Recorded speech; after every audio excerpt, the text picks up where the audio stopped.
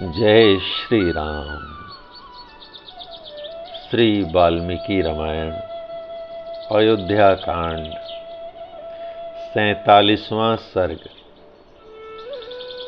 प्रातः काल उठने पर पूर्ववासियों का विलाप और निराश होकर नगर की ओर लौट चलना। इधर रात बीतने पर जब सवेरा हुआ तब अयोध्यावासी मनुष्य श्री रघुनाथ जी को न देखकर अचेत हो गए। शोक से व्याकुल होने के कारण उनसे कोई भी चेष्टा करते न बनी।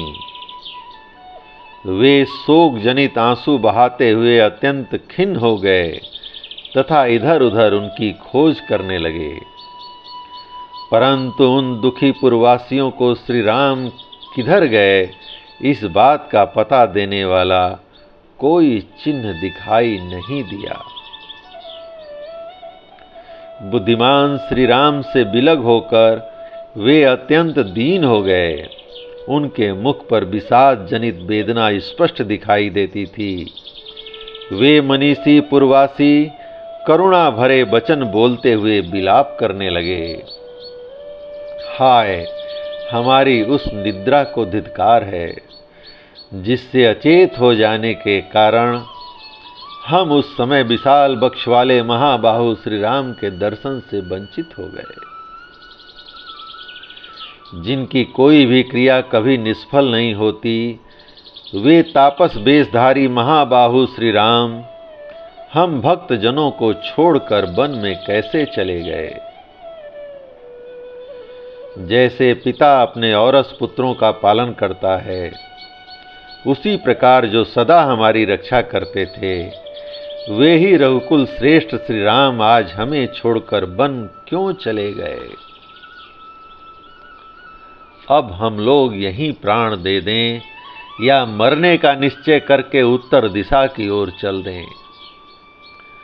श्री राम से रहित होकर हमारा जीवन धारण करना किस लिए हितकर होगा। अथवा यहाँ बहुत से बड़े बड़े सूखे काठ पड़े हैं, उनसे चिता जलाकर हम सब लोग उसी में प्रवेश कर जाएं। यदि हमसे कोई श्री राम का वृतांत पूछेगा तो हम क्या उत्तर देंगे। क्या हम यह कहेंगे कि जो किसी के दोष नहीं देखते और सबसे प्रिय वचन बोलते हैं, उन महाबाहु श्री रघुनाथ जी को हमने वन में पहुंचा दिया है। हाय, यह अयोग्य बात हमारे मुंह से कैसे निकल सकती है। श्री राम के बिना हम लोगों को लौटा हुआ देखकर स्त्री, बालक और वृद्धों सहित सारी अयोध्या नगरी निश्चय ही दीन और आनंदहीन हो जाएगी।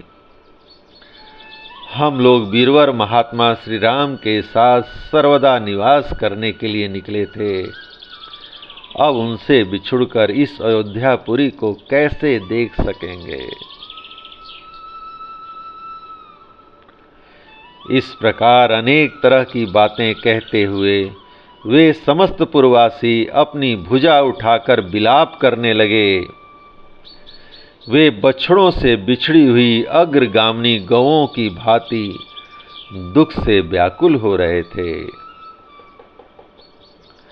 फिर रास्ते पर रथ की लीक देखते हुए सब के सब कुछ दूर तक गए, किंतु क्षण भर में मार्ग का चिन्ह न मिलने के कारण वे शोक में डूब गए।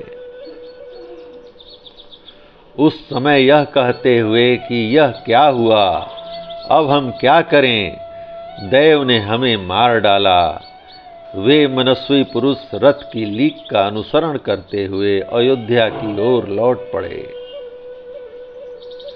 उनका चित्त क्लांत हो रहा था।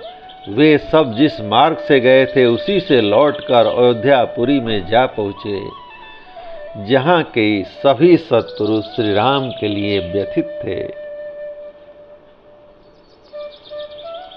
उस नगरी को देखकर उनका हृदय दुख से व्याकुल हो उठा। वे अपने शोक पीड़ित नेत्रों द्वारा आंसुओं की वर्षा करने लगे। वे बोले, जिसके गहरे कुंड से वहां का नाग गरुण के द्वारा निकाल लिया गया हो, वह नदी जैसे शोभाहीन हो जाती है, उसी प्रकार श्री राम से रहित हुई यह अयोध्या नगरी शोभा नहीं पा रही है।